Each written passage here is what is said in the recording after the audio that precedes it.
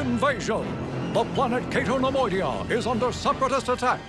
Anakin Skywalker and his Padawan Ahsoka Tano rush to the rescue as they lead a squadron of starfighters to the planet below.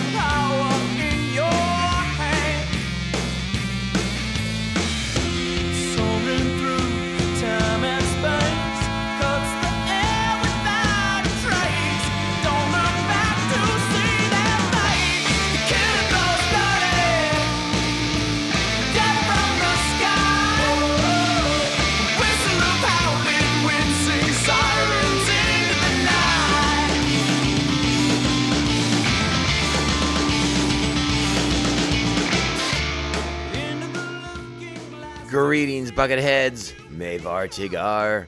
Welcome to our 209th Welcome to our 209th invitingly investigative episode of Mandovision. Nargai Tom, and thank you so much for checking out our small independent Star Wars podcast. We are so glad that you are here with us today. Remember to reach out to us. The best way to do so is on social media, where we are at Mando_Vision on Twitter and Instagram. Please feel free to email the show, mandovisiontom@gmail.com. Be sure to like, subscribe, share, and follow this show with all the Mandalorians in your covert. How is everyone doing? Welcome back. There's been, hopefully, if all goes well, you won't even notice that there's been a bit of a gap in recording. That's just the nature of the beast right now with a particularly pernicious schedule that I have to work by. But we're back. We're maintaining our coverage of the show, and I might be a tad rusty, so please bear with me on that front. Before we dive into the episode, because again, we are back full force into reviewing and rewatching Star Wars: The Clone Wars. We're finishing out season 5, and we're to just a really pivotal section of episodes. We just covered the big Shadow Collective, Darth Maul, Darth Sidious stuff on Mandalore. That's huge. We also still have the remnants. Excuse me, the music here should be a little bit higher up because I want you to be entertained while I'm talking over the intro here. But what we're getting to now is so absolutely pivotal to understanding Ahsoka Tano, especially as we move forward this summer, leading up to the Ahsoka series coming to Disney Plus in August. These episodes now, if you've been with me since day one, we've really been chronicling and sort of diving into some of the big turning point episodes for Ahsoka. And this arc is the biggest to date, because this arc that we begin to explore in this episode is transformative for the character. And it shakes her beliefs, shakes what she thinks she knows and understands, and her general understanding of the Jedi, of the galaxy, the way things work. So it's really imperative to look at these 4 episodes. And it's sort of interesting the way this arc starts off, because it starts off, you would have no idea that it was an actual arc. It seems like a self-contained episode, except for small teases here and there. And then in particular, like the way the episode starts, it starts off like another very Clone Wars-esque episode of the series before it completely shifts gears on us after like the opening sequence here. So I'm really excited to look at these episodes more closely. I had considered watching all 4 episodes, closing out season 5, and then coming back to do these episode by episodes breakdowns with a little bit more. Let's say, like, you have a bit of a more full picture when you see all 4, right? And then it's a lot easier to come back and comment. But I kind of want to watch these as we watch them, one at a time. Stay focused on this because, like, again, there's going to be details from the next 3 episodes that I don't remember from my original viewing 10-ish years ago. So why not kind of keep that in mind? Like ultimately, I know how it ends. We all kind of remember how it ends, but let's go by those beats and kind of re-experience them as we go. I think that's a much more fun approach to revisiting the storylines in this. And again, huge stuff for Ahsoka. This is really really big stuff, and it sets up a lot for that character moving forward.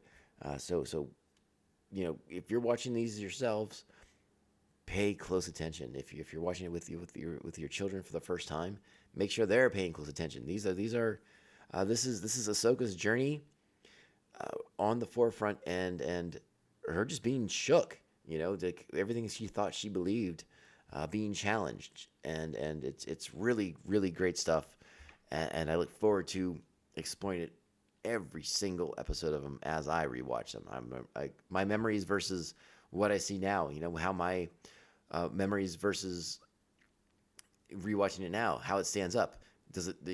Again, I know it holds up, but what I'm trying to very clumsily tell you is that it's going to be neat to again, knowing where Ahsoka goes. Having seen Rebels, having seen the character debut in live action, going back to these episodes it's good to go back to their beginnings and sort of see these touchstone moments, these moments that help that character be defined. So I'm thrilled to get to these with you guys. Before we dive into that, though, there is like a teeny tiny little blip of Star Wars news, and I probably could have commented on this a few weeks ago, and I sort of chose not to, but well, why not? Why not talk about it? And I'm talking about the demise of the Star Wars interactive hotel experience, the Halcyon Star Cruiser experience is closing. It's been open. It will, I think, in the grand scheme of things, will have been open for about 18 months or so. So a smidge over a year, smidge less than 2 years. And honestly, I think a lot of us, if we're paying attention to what's going on behind the scenes at Disney, we know that there's like a lot of financial issues brewing at the House of the Mouse.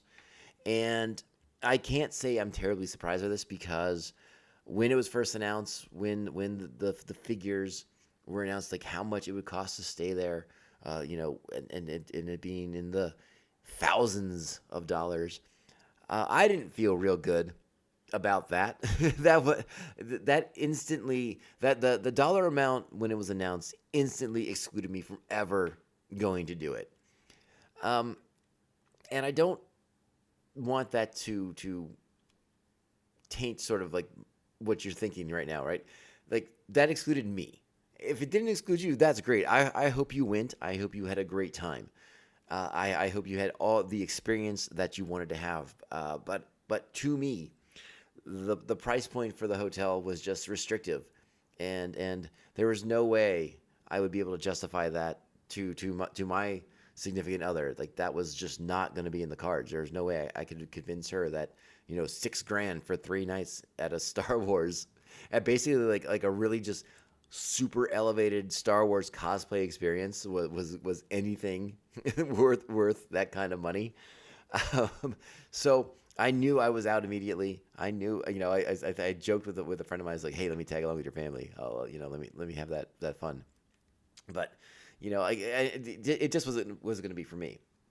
And that was, I knew I wasn't the only Star Wars fan who was going to feel that way, who was staggered, whose jaw hit the floor when they see that price point. So ultimately, if you got to experience it and have the raddest of rad times, I'm happy for you. I'm a smidge jealous, because again, it's gonna be one of those Star Wars experiences that I will never have, and now that it won't even be an experience at some point. Maybe they'll figure out some way to incorporate elements of it into a Star Wars land at Disney World, at Disneyland itself. That would be fun and interesting, because it did sound like a very, again, if you were into that Star Wars experience, it sounded like it was going to scratch that itch for you in a big bad way that just being in one of the theme parks for a day wasn't going to do. It was this fully immersive experience, and it sounded really cool and unique. But there's a cost for that sort of experience, and obviously it wasn't profitable to Disney. They had to cut just cut it off, I guess. And they're like, this isn't working out. So they've ended it. I can't say I'm shocked. I can't possibly be the only Star Wars fan who sort of, again, I don't want to say I felt excluded, but again, I know that price point, I couldn't have been the only person who was like, well, I'm going to have to sit that one out. That one's just not going to happen. Rest in peace, Star Wars Cruiser Halcyon Hotel Experience, whatever the heck the actual title was. Like I said, if you got to go, tell me about it. I'd love to hear about your experiences. I remember a lot of the social media hype leading up to its opening. A lot of Star Wars content providers got to go and experience it and provide reports and pictures and feedback and videos and blah, blah, blah. And it looked rad. I can't lie. It looked amazing. And if you got to experience that, kudos. I'm so glad. Tell me your personal experience with it. What were the highs and the lows and the ups and downs and the hiccups were there hiccups? Or was it flawless? Was it seamless? Did you just feel like you were actually in Star Wars? I'd love to hear about it. And again, just cheers to you. Because again, you just had an experience that I will never be able to replicate. So good on you. But R.I.P. to that the Star Cruiser Halcyon. We hardly knew you. Well, I mean, they gave us the comic books that told us like your 40-year history, but still, regardless, we hardly knew you. All right. That being said, I think it's time to shift gears back to our Star Wars: The Clone Wars rewatch series. We are on to Season 5, Episode 17, Sabotage. Original air date, February 9th, 2013. Written by Charles Murray, directed by Brian Callen O'Connell. We have the usual suspects in our voice cast for this week.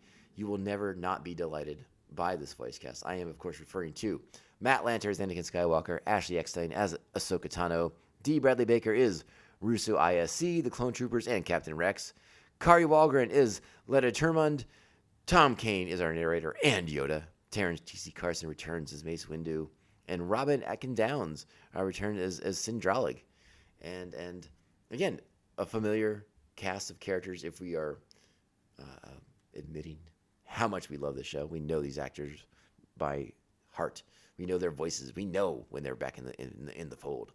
Our plot for this episode: Anakin and Ahsoka are tasked to investigate a bombing at the Jedi Temple, since they were two of the few Jedi off-planet at the time it occurred.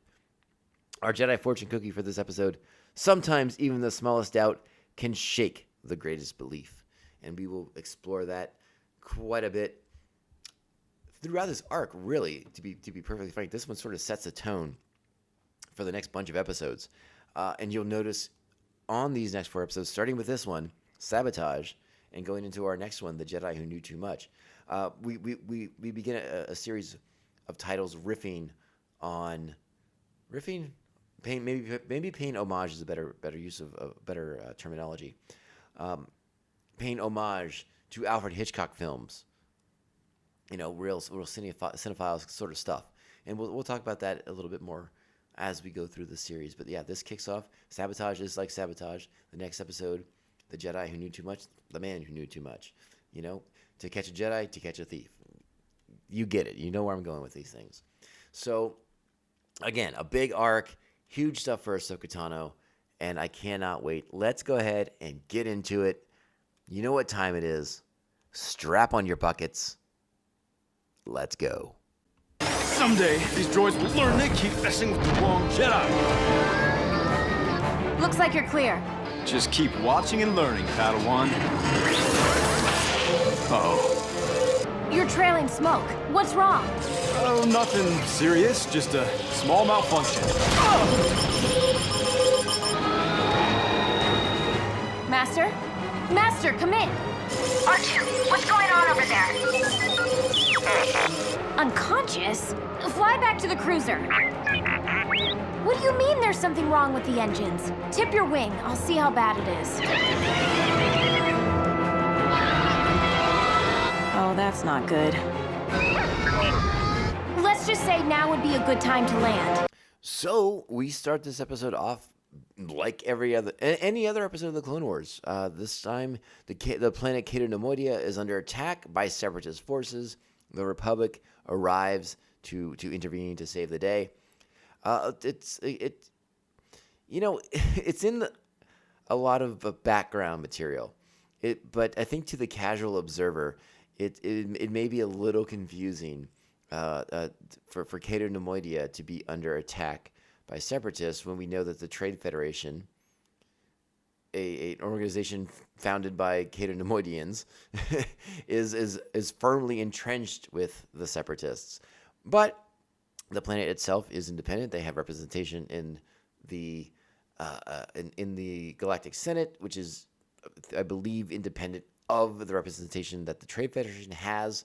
So, I don't know. It felt inevitable that eventually the separatists would come for Cato Nemoidia. If it wasn't so confusing, maybe we'd dive into the politics of Cato Nemoidia versus the Trade Federation. But they just do keep in mind that by and large they are two separate entities, but there may at times be moments when they are politically aligned. But apparently in this one, they are not. So our heroes are dispatched to save the day. Ahsoka Tano and Anakin Skywalker and their Jedi starfighters going down to the planet to engage the separatists. And very quickly, our Jedi friends come under attack from buzz droids. Yes, we remember buzz droids from Star Wars Revenge of the Sith, Episode 3 itself. This time we see them get the better of Anakin Skywalker in a way we didn't expect. He, at one point, believes he's cleared his ship. R2 has helped clear the ship. Then we find out that they're all just underneath his wing. And that comical moment where Ahsoka says, that can't be good. And renders Anakin unconscious. R2 takes control of the plane, of the Jedi Starfighter, and does a sort of controlled crash landing that skewers the buzz droids from the bottom of the cruiser as Anakin's unconscious and can't pilot it himself under Ahsoka's watchful gaze, and it's a great moment of sort of what Darth Vader would say, the student has become the master kind of moment, right? Like, this is Ahsoka Tano. Now, she saved Anakin before, but never quite so astutely has she sort of flexed her skills, her knowledge, her just innate ability to be on the level that Anakin himself is on, as far as mastery of the Force, mastery of strategy and tactics, of all these different things. This is sort of like a little bit of a showcase for Ahsoka to her master, even though he's unconscious. But the moment when he kind of comes to, and she sort of fills him in on what happens, is a great little moment, and sort of that's first little poke that Ahsoka is not the youngling / Padawan that she was when their journey together first began. So let's go ahead and kind of play this moment, because again, I do like the sort of levity that Ahsoka has as she sort of fills in her master, and his sort of like, yeah, I guess that makes sense because you know what you're doing, kind of thing. Like recognizing that, she's still his apprentice, but every day that goes by, she is more and more his equal. So check it out.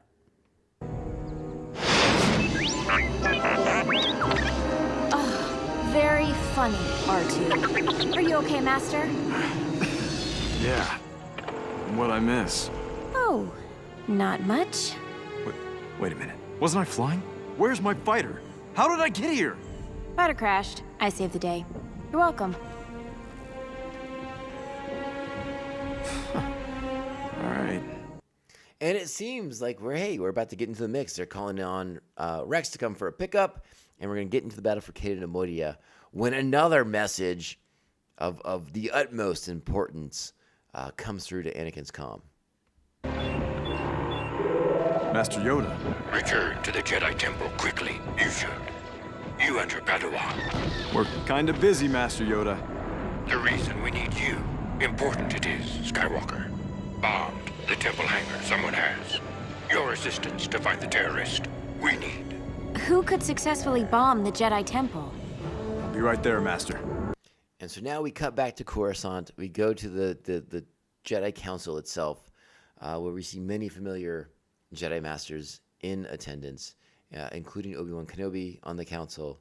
We see Mace Windu, we see Yoda, we see again, just a lot of familiar faces in the places that we expect to see them by the time we get to episode 3, because we're getting close to that point of the Revenge of the Sith. So seeing the familiar faces of the Council, very, very important here as we get closer and closer to the inevitable at this point. Let's go ahead and play the scene here on the Council.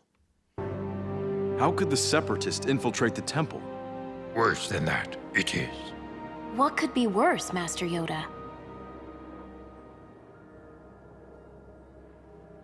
Everything is on the table. We have to look at the possibility that it could have been anyone in the temple, even a Jedi. If a Jedi, this is. Gone to the dark side. There. I can't believe a Jedi would attack a place this sacred.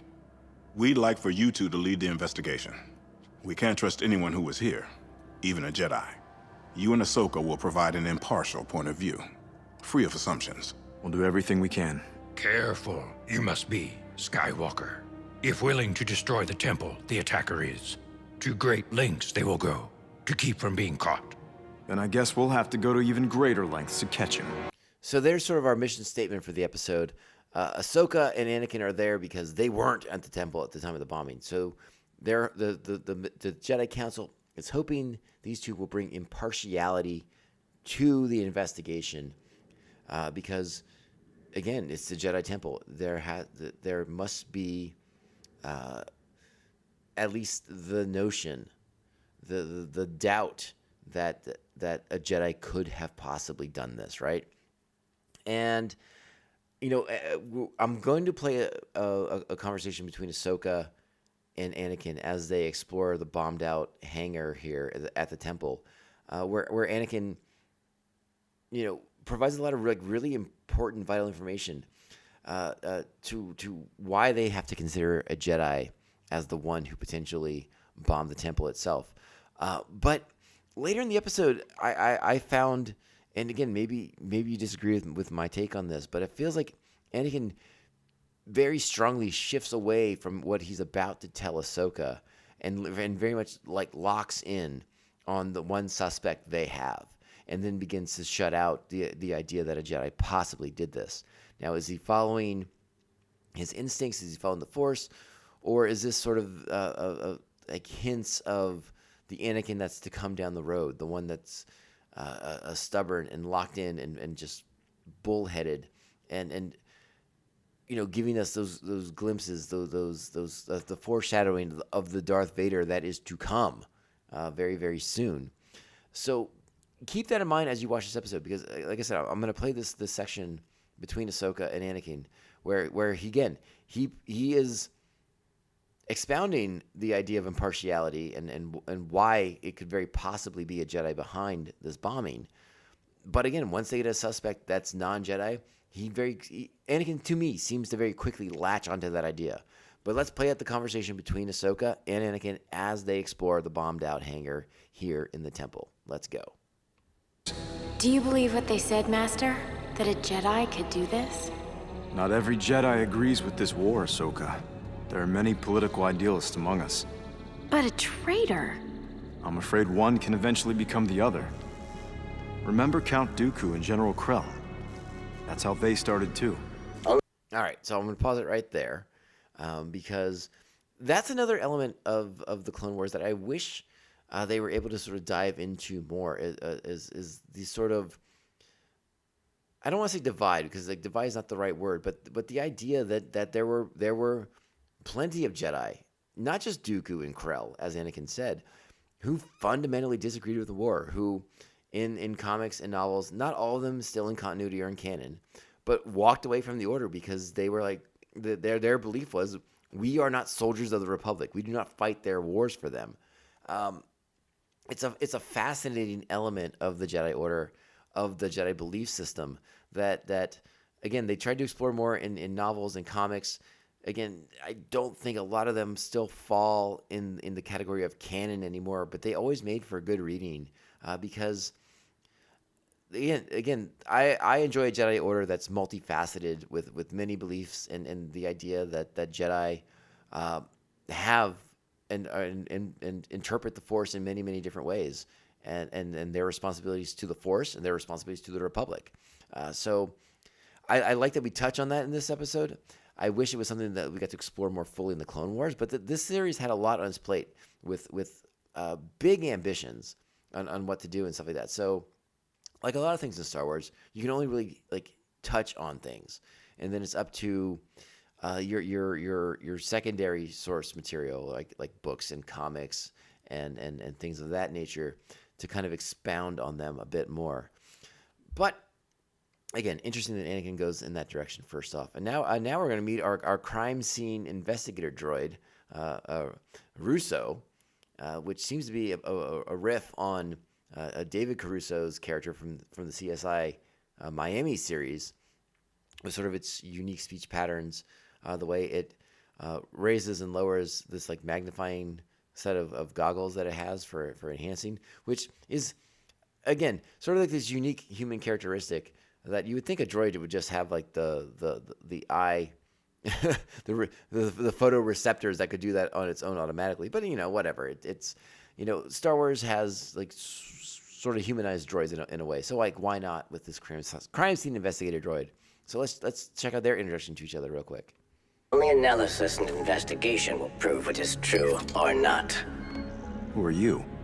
I am Russo ISC, crime scene analyzer for the Jedi. I will be working with you and your Padawan on this case. I was assigned by Master Windu. Okay, Russo. You and Ahsoka should begin the interviews. I would rather interview the witnesses alone. Why? Many of the wounded have heard rumors a Jedi was behind this explosion. There will be ill will toward you. I think you're over-exaggerating, Russo. There were Jedi killed in that blast, along with maintenance crew and clones. Take Ahsoka with you. Let me know if you find anything. I will, Master. Boom shakalaka. So there you go. And now we begin the exploration of the mystery. We go and conduct interviews with the wounded. We conduct interviews with others. And we begin to explore the idea if a Jedi was behind this or not, right? Like we said in the fortune cookie, sometimes even the smallest doubt can shake the greatest belief. The idea that the Jedi could be behind this bombing has a big effect on people. And we see that later in this episode as there are protesters outside the temple against the Jedi. It's very, very interesting to sort of begin to scratch the surface of this idea that the people are not always in agreement with the way the Jedi do things, and sort of the secretive nature of the Order itself. So after interviewing a few survivors in the med bay, Anakin and Russo and Ahsoka meet up to compare notes. Did you find anything? No, but the rumor about it being a Jedi is growing, Ahsoka. I can feel the anger and confusion throughout the Jedi Temple. Russo and I have a lead. We're looking for one of the temple workers, Jakar Bomani. One of the witnesses saw him in the area where the bomb exploded, right before it happened. And we have not been able to find him anywhere. Come on. Nobody just disappears. Unless it was well planned out. Well, it had to be well planned out to get past Jedi. I'll talk to security. And no one just disappears unless something else more drastic happened to Jakar Bomani. Just wait. So in our next scene, there's the protest that I alluded to, right? Outside of the temple, where people are demanding answers, don't trust the Jedi, stop clone violence, all these things, stop the war, anti-war protesters, basically. And again, the Jedi are the general. They're sort of unwillingly, maybe even unwittingly, the face of the war to some people. And Anakin goes out front, shows the Jedi in charge, the person they're looking for, is like, be on the lookout for this person. And then a protester in the crowd, sees the holo that Anakin has, and we get to the next portion of our mystery. That is Jakar! You know this man? He is my husband. I've been trying to reach him since I heard of an explosion. Where is he? I need you to come with me. right, so now we get to a very important scene. Again, if this is new to you or if you've not watched it in a while, as we transition, as it wipes from this protest outside and we see Anakin preparing to enter the chamber to talk to this woman who purports to be Jakar Bomani's wife, look who is in the hallway behind him, a Padawan that we recognize. It is Barriss Offee herself, who will play a much larger role in this arc before it's said and done. But also pay attention as this scene transitions to a shot from inside the room. Keep your eye on behind Anakin Skywalker as Barriss Offee looks into the room to see who Anakin is about to question. It is one of the rare times where we get a hint of things to come, because by and large, as this scene plays out by the numbers, Barriss Offee would just keep walking. But no.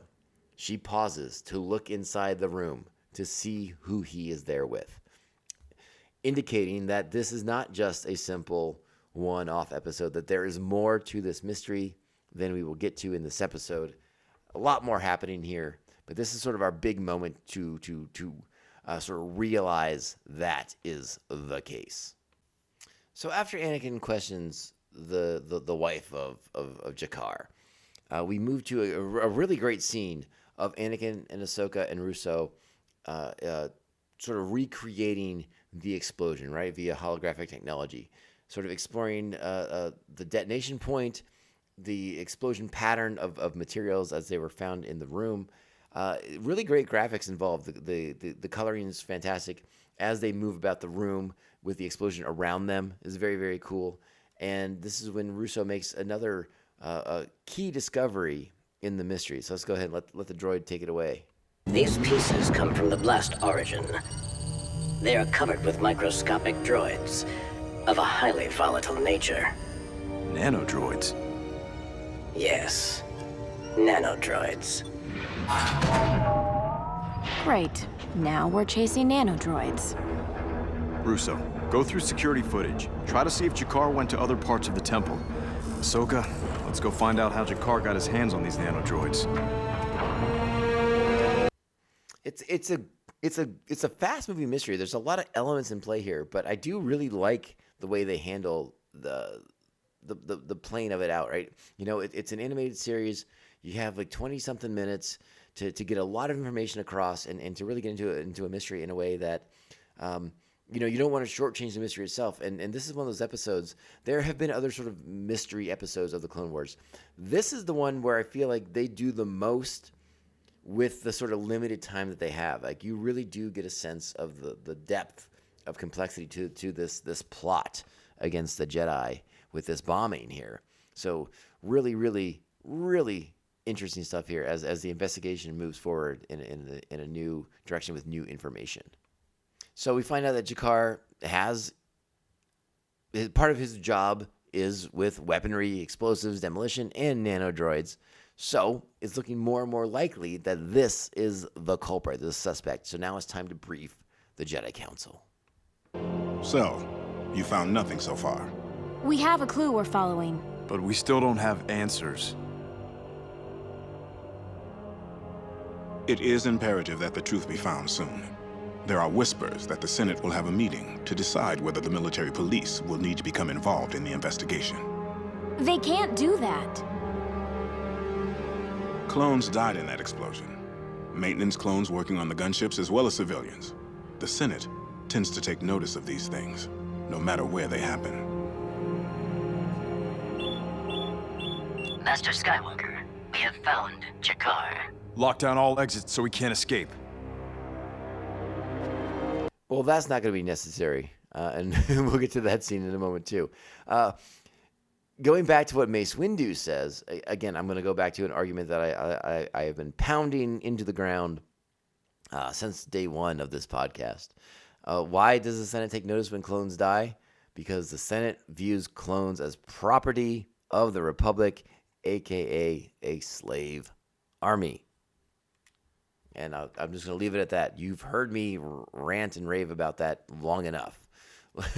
let's go and find out what Russo has discovered. Where is he? Well, part of him is here. I don't think now is a good time to joke. This is all that remains of Jakar. His hand? The rest of him exploded. Because he was so close to the bomb? Because he was the bomb. What's this? The connection we were looking for to the explosion in the hangar. The nanodroids. How did they get in his bloodstream? Oh, this just keeps getting better and better. We're gonna have to search Jakar's home for evidence. And that they do, where they find evidence that someone fed these nanodroids to Jakar, which then shifts our focus back to a different suspect, as apparently Jakar Bomani was an unwilling human bomb. No, I shouldn't say human. That's not the right word. It was the unwitting sentient bomb used to detonate in the explosion. And this is, of course, when Letta, the wife of Jakar, comes back home and discovers the Jedi, and she seems like she's willing to cooperate, go back in for more conversation, right? And then she takes off in these lower levels of Coruscant, and Anakin and Ahsoka pursue. But again, it's hard to get around two Jedi Knights. So Letta is quickly brought in I shouldn't say brought in, but quickly questioned on the street here by Ahsoka and Anakin. Let's check it out. Let us stop! Let me go! Running means you know more than you're telling us. Jakar is dead, and now you're trying to blame his murder on me! Nobody ever said he was dead. But running proves you had something to do with the bomb. You don't know what you're talking about. People blamed Jedi because of you. People were killed because of you. You can't prove anything. Did you feed the nanodroids to Jakar? You will answer me. Now! I did feed the nanodroids to Jakar. You set up your own husband to die? You're dealing with things you don't understand. Huh. Where you're going, you'll have plenty of time to explain everything. Again, another hint that there's a conspiracy afoot, if you will. But Ahsoka and Anakin don't really take the bait on that. They again sort of lock in on the idea that this is her acting alone, using Jakar as a sentient bomb, and attempting to shake people's belief in the Jedi Order. And again, they sort of buy into that very, very quickly. Or do they? Now let's check it out as Anakin delivers Anakin, Ahsoka, Mace Windu, and Yoda sort of wrap it all up for this week's episode at the very least. We're holding Letta in the cell below the temple to await further questioning. I am pleased to report there were no other nanodroids found in the sweep of the temple. I am also pleased to report, based on the security footage, Jakar Bomani acted alone, which means no Jedi was involved. Thanks, Russo. Good job. Did this woman say what her reasons were for attacking us? Not yet, but we're working on that. I think we can guess her motives easily enough. Public opinion is swaying against the Jedi. That is becoming clear. This war is becoming less and less popular every day it persists. Almost as if that's something that someone wants to have happen. If only they believed that the Sith had returned. Oh well. Let's hear Anakin and Ahsoka's final ruminations on this plot. Master, I'm relieved we solved this case, but... What if it had been a Jedi? Yes. I don't know how I would have felt if a Jedi was really behind this. There are going to be Jedi who disappoint us, Ahsoka. But as long as we know there are good Jedi who fight for what's right, it makes it all worthwhile.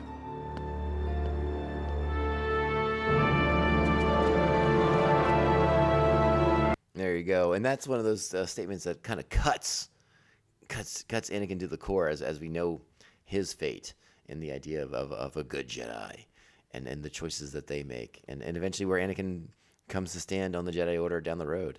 But again, this episode, I'm sorry, not this episode specifically, but this arc, I think it also has an impact on Anakin and his belief in the Jedi Order by the end of these 4 episodes that we're getting to.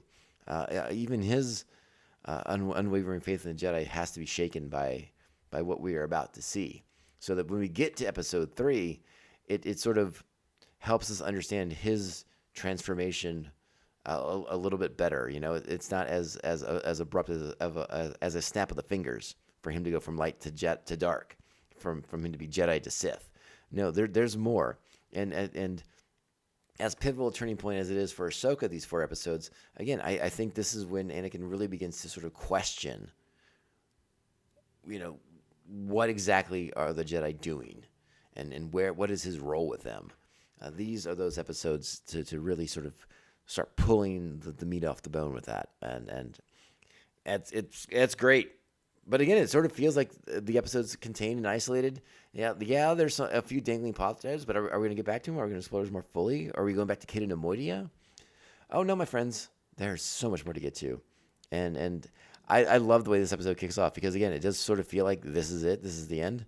But no, so much more. Great episode, really good stuff. I like the way they play this mystery out. You know, there's a couple of story hinks in it, but not big ones, not ones that really detract from my overall enjoyment of the mystery that they're laying out for us here. And that's why I give this episode a solid 8.5 buckets. This is good stuff. This is good entertainment. And again, maybe I'm a little spoiled because I know what's coming in the next 3. That this is the tip of the iceberg, the tip of the spear, the tip of the lightsaber, if you will. So this is really, really enjoyable stuff. So check this out. It is stellar Star Wars for your entertainment dollar. And if you already got the Disney Plus, why aren't you watching it anyways? Get on it. All right.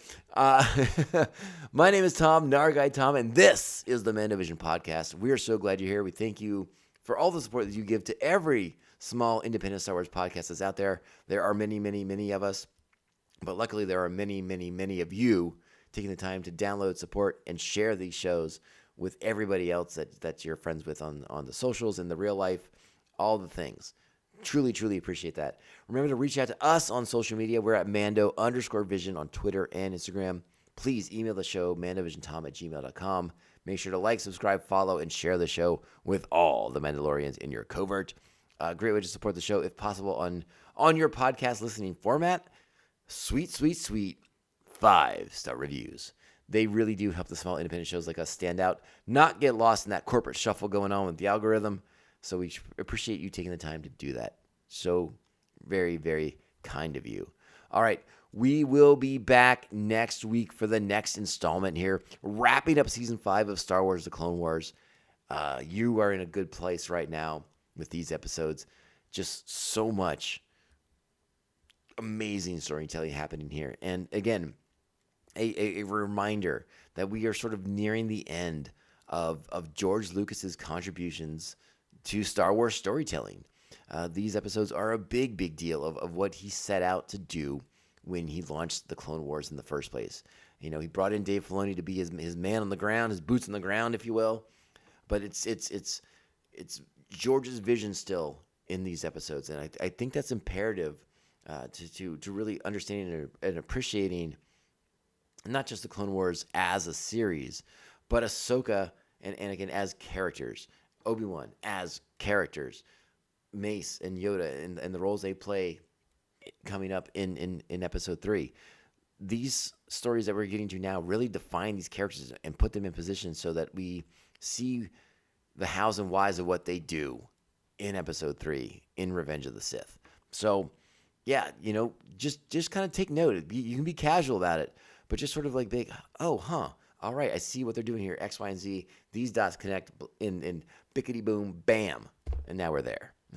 Bickety bam boom. That was a good one. All right. All right, my friends. Bucket Nation, you are the best.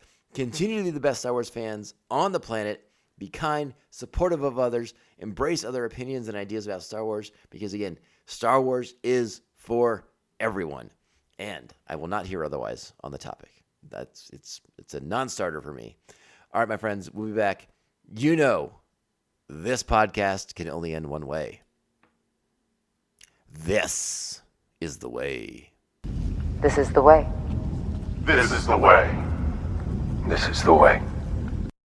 You expect me to search the galaxy for the home of this creature and deliver it to a race of enemy sorcerers? This is the way.